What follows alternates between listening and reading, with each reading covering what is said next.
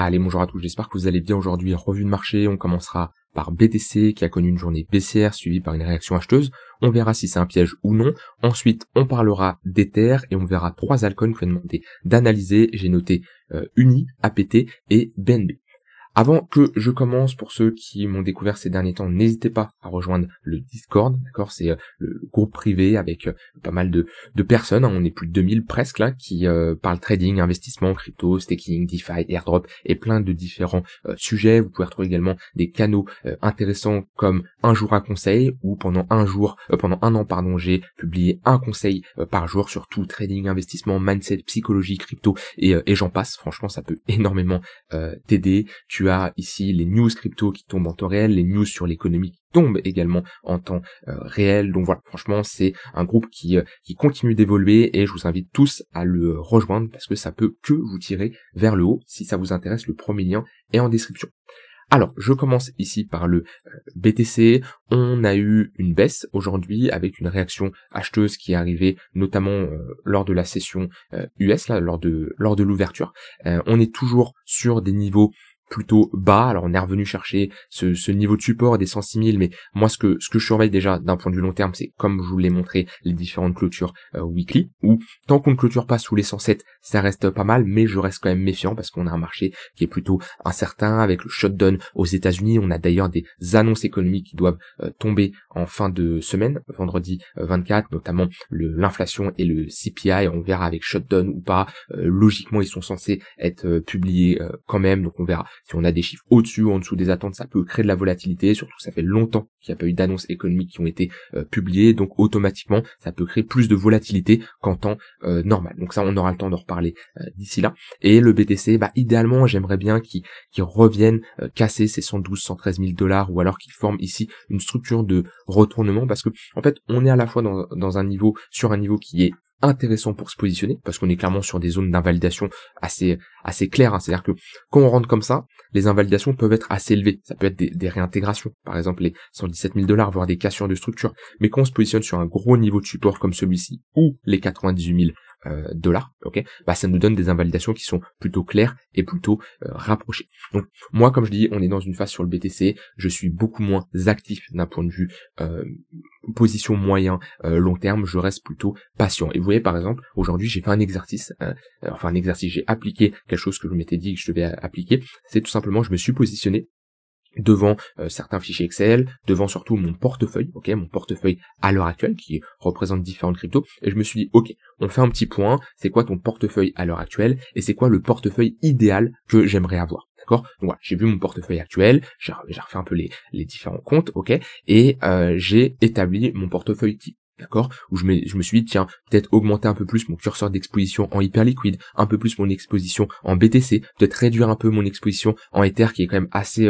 important. Voilà, j'ai fait un peu des petites stats comme ça pour me dire, ok, qu'est-ce que je veux vraiment, et ensuite, grâce à ça, j'ai pu me dire, très bien, mon portefeuille actuel, il est comme ça. Le portefeuille que je veux, il est comme ça. Qu'est-ce que je dois faire? Qu'est-ce que je dois acheter? Qu'est-ce que je dois vendre? Qu'est-ce que je dois rebalancer? On parle de portfolio rebalancing. Alors ça se fait pas en 2 minutes, bien entendu, mais à partir de ça, je peux déterminer des zones claires et me dire très bien. Pour atteindre ce portefeuille-là, il faut que je m'expose de temps, il faut que je rentre à tel moment, et voilà. Après, c'est comme ça qu'on développe la stratégie et qu'on commence à se dire, tiens, BTC, si on retourne chercher 92 000 dollars, je vais pouvoir re-rentrer en position pour augmenter mon curseur d'exposition sur Bitcoin. Si on retourne plus bas, je peux également augmenter. Si idéalement là j'ai une pattern de retournement, je peux également un peu m'exposer. Voilà, il y a des phases comme ça où il va y avoir moins d'opportunités sur du court terme, et je vais un peu me poser, d'accord, et je vais prendre un peu du recul et me dire, ok, c'est quoi l'état de ton portefeuille, qu'est-ce que tu veux, comment tu vois un peu la suite, et comment tu veux tout simplement avoir un portefeuille qui te ressemble un peu plus. Alors, il n'y a pas eu des grosses modifications, hein. J'ai pas, voilà, si je suis à par exemple 40% sur Ether d'exposition, je me suis pas dit il faut que je passe à 5, d'accord, mais c'est des petits réajustements tout simplement en fonction de mon profil à l'heure actuelle et les convictions que j'ai dans le marché. Ça, c'est des exercices que je vous invite à faire beaucoup. Vous êtes devant les écrans sur du 5 minutes comme ça et vous cherchez des opportunités, ou alors vous regardez juste comme ça la charte en 5 minutes mais vous faites rien du tout. C'est une perte de temps, ça sert à rien, d'accord. Prenez du recul et faites quelque chose de plutôt productif, ok, pour vous et pour vos toilettes. Donc voilà, en tout cas sur BTC, voilà moi comment je me comporte en ce moment. Je suis plutôt observateur, plutôt méfiant, d'accord. On est dans des zones qui sont beaucoup plus délicates. Et c'est un fait. Et c'est là où, quand on a des marchés qui se comportent plutôt bien, c'est là où on fait de la perf. C'est là où c'est plus simple. Alors j'aime pas dire ce mot parce que c'est jamais simple, mais on peut le dire, c'est quand même plus simple qu'en ce moment, d'accord.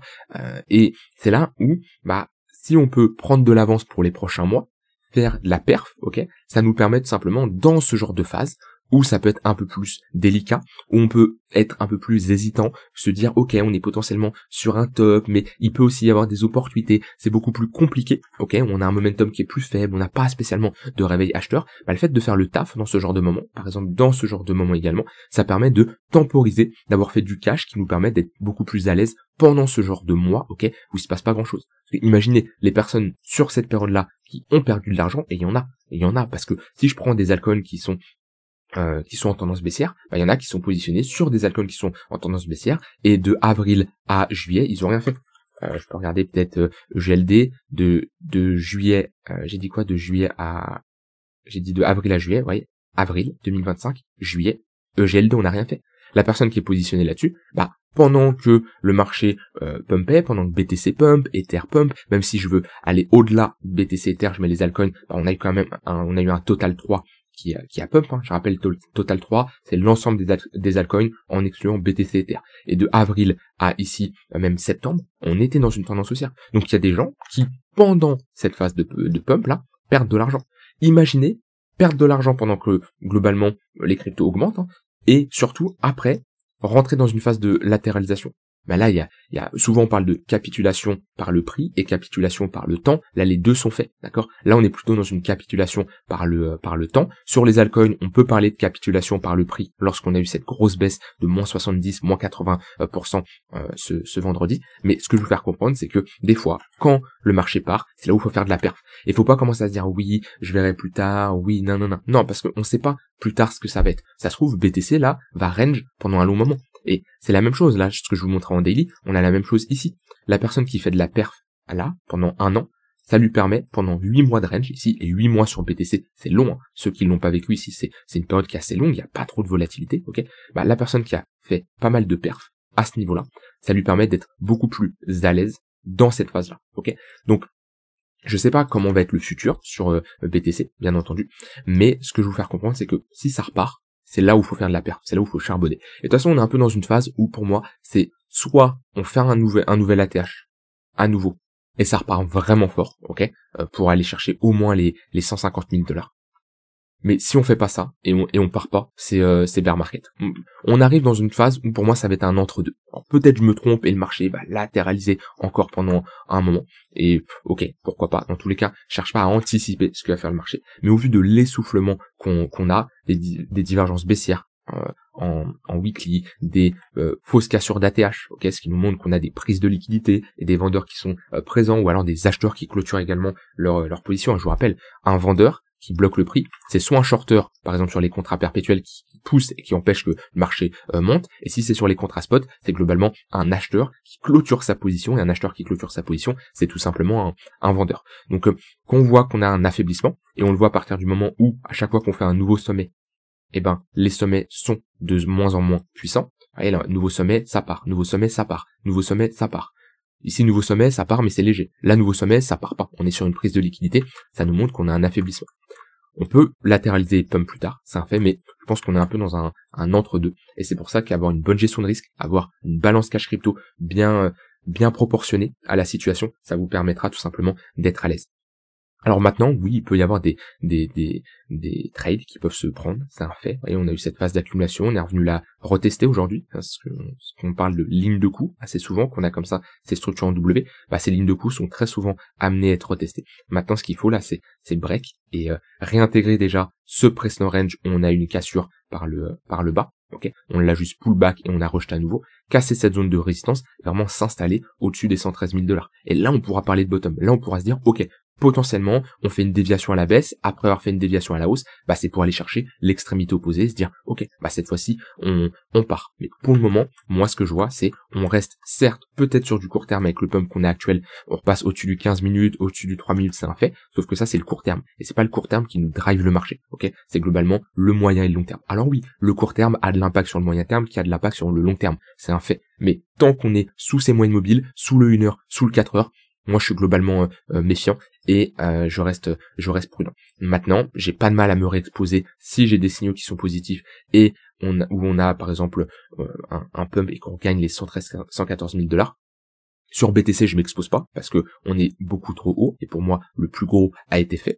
J'attendrai des corrections plus importantes quand même pour pouvoir me positionner. Puis après, rien ne m'empêche pour un dernier mouvement, admettons, s'il a lieu, jusqu'aux 150 000 $, de m'exposer, mais pas spécialement sur du long terme, ok, en me disant bah je hold pendant 2-3 ans, mais sur du swing trading ou des positions que je vais garder quelques semaines, 1-2 mois grand maximum. Voilà, on n'est pas obligé à chaque fois. Après ça dépend du style de chacun. Il y en a qui se disent j'achète du BTC, je fais du DCA pendant 15-20 ans, ok, ça peut être une stratégie. Et j'ai une partie de ma stratégie qui est comme ça, qui a cette mentalité de se dire j'accumule du BTC pour du très très très long terme et je ne vendrai jamais cette partie. Mais j'ai une autre partie un peu plus active quand même, où je peux tout simplement prendre des positions sur du court moyen et long terme, mais du court moyen long terme sur du trading, c'est pas la même chose que du court moyen long terme sur de l'investissement.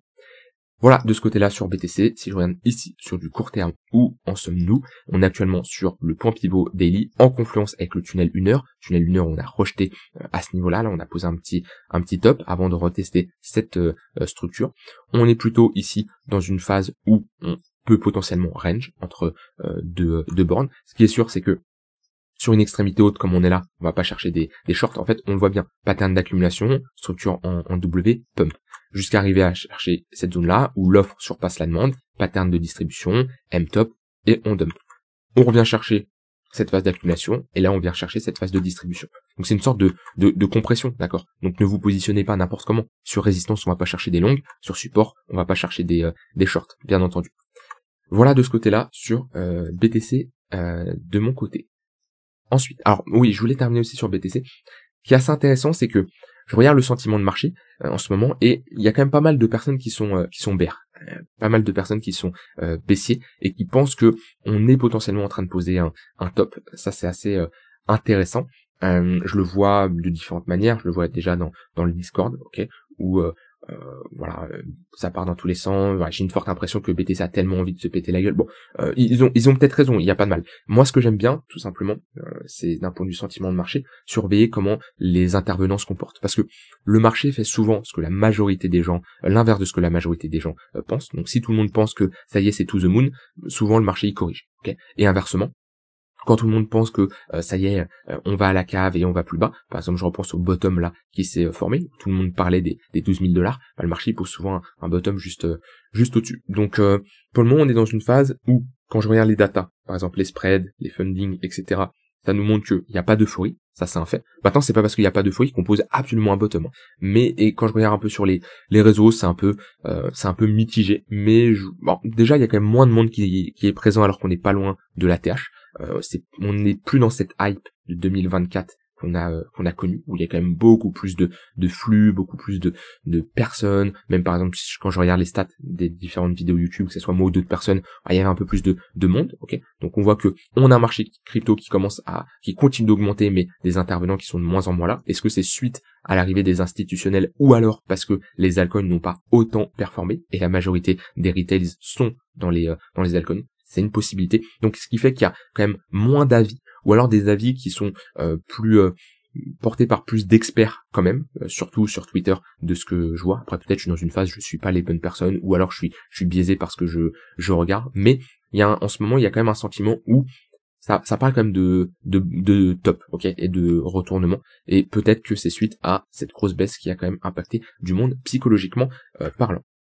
Alors maintenant, au niveau d'Ether. Ether, c'est à peu près pareil, il est sur cette zone de latéralisation, on est dans une phase de compression, là on fait des creux de plus en plus haut à ce niveau-là, on fait ici des sommets de plus en plus bas, d'accord. Donc voilà, ce qu'il faut regarder, déjà la résolution de cette compression, ça serait plutôt pas mal. Idéalement, on aimerait bien casser ce sommet-là, le retest, casser ce niveau-là, le retest pour poser un bottom. Moi sur Ether, je vous l'ai clairement dit que qu'il faut surveiller, c'est ici, en daily, la résolution de ce range qu'on est en train de constituer.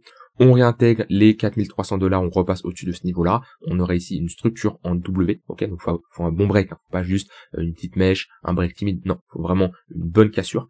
On fait ça, on repasse au-dessus des 4300 $, bon, on aura de grandes chances d'aller chercher l'extrémité haute. Après, en fait, sur Ether, si je me mets comme ça en close line, donc ça veut dire en prenant uniquement les clôtures, bah, on est sur un double top qui est assez moche. Le problème, c'est qu'on est juste en dessous sur un gros niveau de support. Si on avait fait comme ça ce type de double top beaucoup plus haut, admettons on fait ça à 10 000 $, après avoir eu un gros pump, je suis méfiant, je prends beaucoup plus mes profits. Là, la différence, c'est qu'on fait ça, mais on est juste en dessous un gros niveau de support. Donc c'est pour ça, moi, je préfère avoir une invalidation un peu plus basse, quitte à me tromper et quitte à sortir peut-être plus bas, mais au niveau des 3800 $. On m'a posé une question dans le Discord, d'ailleurs je vais y répondre parce que moi je parle d'invalidation 3800 $, c'est-à-dire si en weekly on s'installe en dessous de ce niveau-là, je pourrais réduire mon exposition qu'une partie, hein, parce que j'ai déjà pris des profits sur Ether, je vous ai déjà montré. Ether, j'avais vendu 3700 une partie, j'avais revendu à ce niveau-là 4004, 4005, alors j'avais réduit mon exposition des Ethers que j'avais acheté à ce niveau-là, mais je garde quand même une exposition bien sûr sur Ether, et je pourrais réduire à nouveau cette exposition un peu plus bas si on s'installe sous ce niveau-là. On m'a posé une question, on m'a dit oui Nico, si on a une forte baisse et que le marché, admettons, a une forte clôture weekly et on clôture à 3000, qu'est-ce que tu fais? Parce que du coup, tu parles de réduire ton exposition si on break les 3007, sauf que si le marché va plus bas, c'est possible, hein, c'est déjà arrivé comme ça, des clôtures weekly, on va plus bas que ce qui était prévu. Je prends cet exemple-là, admettons, on se dit, hop, invalidation si on passe sous les 3006, ok, mais on clôture à 3100. Ah oui, bah c'est pas la même chose. Et ben, dans ce genre de configuration, moi personnellement, sachant que j'ai déjà pris quand même mes profits avant, et ben je hold. Et je me dis, ok, j'invalide pas à 3000, si on clôture à 3000, pourquoi? Parce que 3000, on est sur un niveau de support. Et je peux pas me permettre d'invalider et de vendre une partie, sachant qu'on est sur des zones, au contraire, d'achat, ok? Ou si je trace un Fibo, par exemple, hop, on serait pas loin des 0,5 de retracement, des 0,5 de vide, donc compliqué, selon moi, de vendre à ce niveau-là. Donc c'est pas grave, je patienterai, c'est sûr que des fois, on a un plan, il se réalise pas à 100%. Faut s'adapter, c'est comme ça. L'idéal, c'est qu'il se réalise à 100%, c'est pas tout le temps le cas, c'est pour ça qu'on a une gestion de risque, une balance cash crypto et qu'on n'hésite pas à prendre des profits pour être à l'aise. Comparé à la personne qui, par exemple, possède, est full Ether, ok, n'invalide pas, ne prend pas de profit, et on se retrouve à dump. Bah, le problème, c'est qu'elle a pas de cash parce qu'elle a pas pris ses profits et on est trop bas pour vendre parce que ça va être compliqué de vendre aussi bas. Bah, elle est un peu bloquée.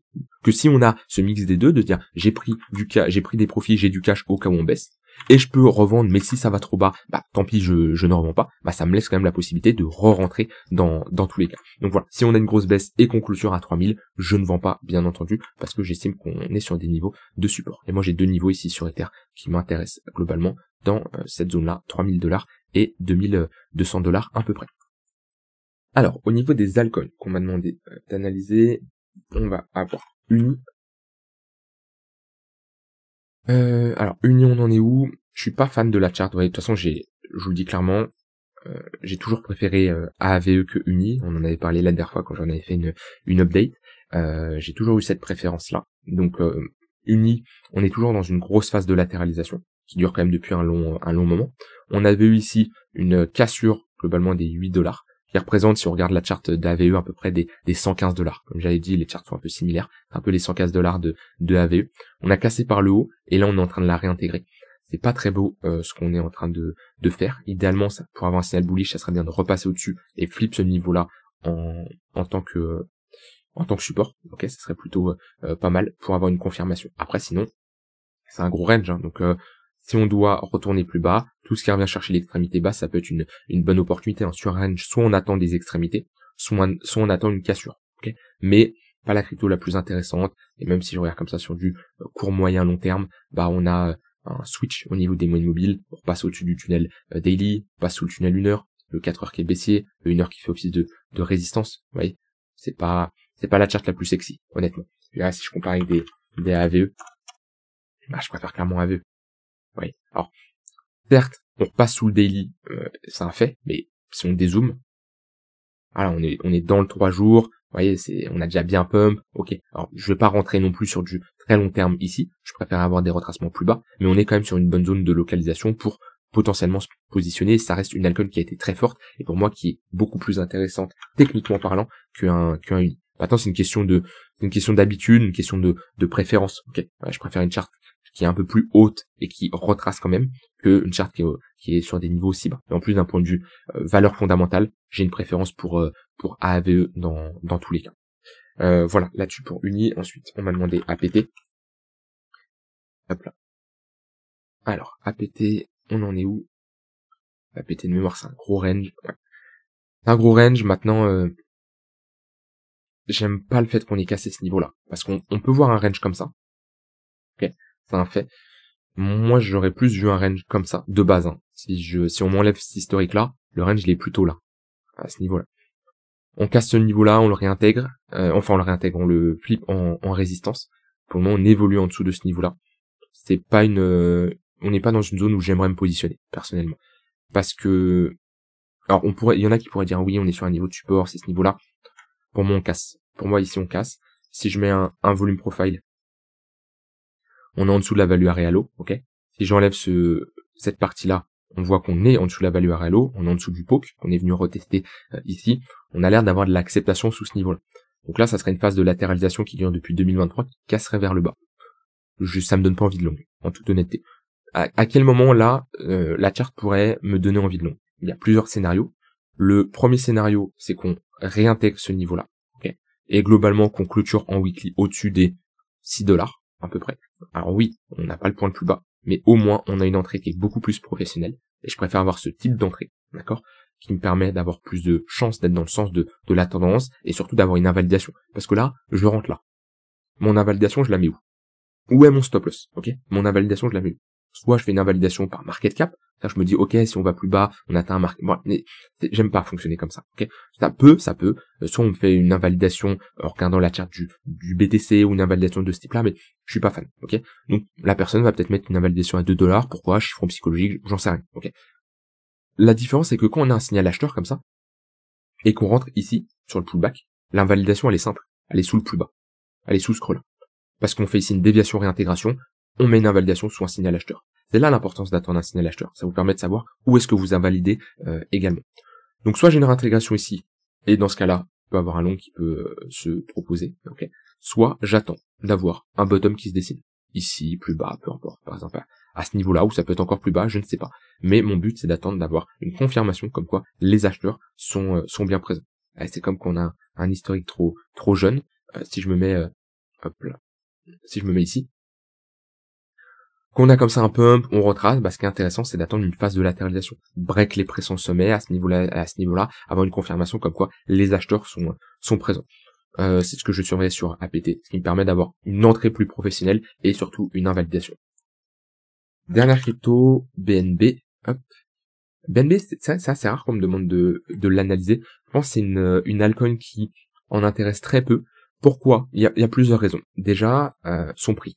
En fait, c'est un fait, mais que ce soit les débutants ou même des personnes qui vont être plutôt intermédiaires, vont être beaucoup plus attirés par des cryptos avec un prix faible. Je parle pas de market cap là, je parle juste de prix. Ok, vous voyez, on est à 1091 sur BNB. Les gens vont être beaucoup plus attirés par du Shiba, par du Doge, par du Hop, par du APT. Pourquoi? Parce que quelqu'un qui a $500 à investir, c'est pas ouf. Pour lui, c'est pas ouf d'avoir 0,5 BNB. Ok, c'est pas terrible. Pourquoi? Parce que c'est moche d'avoir une demi-crypto. La personne a préféré avoir, par exemple, je sais pas moi, déjà 2 Solana, ou ici pas mal de XRP, ou voilà, des Doge, je pourrais même pas en confondre, il y en a plein, ouais, énormément, des quantités, c'est comme ça. C'est un point important. Ok. Pourtant, ça n'a rien à voir. Si BNB prend plus 20%, et Doge plus 20%, avoir 0,5 BNB ou 15 000 Doge ou je sais pas quoi, ça change rien. Ok. Et ce qui compte, c'est la variation en pourcentage. Donc déjà, il y en a beaucoup qui sont attirés par un prix plus faible.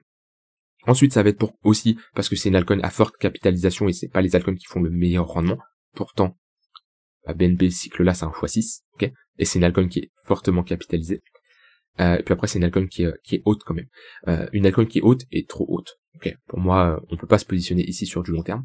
On a été chercher les targets de ce cycle, ok, qui sont point le plus haut, point le plus bas, extension Fibonacci, 118 100% d'extension. On peut aller plus haut, mais pour moi, on a été chercher les extensions de ce cycle-là. On peut aller plus haut, mais pour moi, un bull market, si on commence à aller sur les grosses caps, BTC, Ether, etc., BTC l'a fait également. Je vous rappelle, un 118 sur BTC, c'est les 100 000, et les 100% d'extension, c'est les 120 000 sur BTC. Donc là-dessus, pour moi, c'est BNB, il n'y a plus rien à faire sur du long terme. Là, il faudra attendre un retracement, idéalement. Allez, si on commence à rechoper du BNB à ces prix-là, dans cette zone-là, ça peut redevenir intéressant. Restant ATH, 0,110 de Fibo. Alors oui, il faudra avoir un gros dump. Je dis pas qu'il va avoir lieu.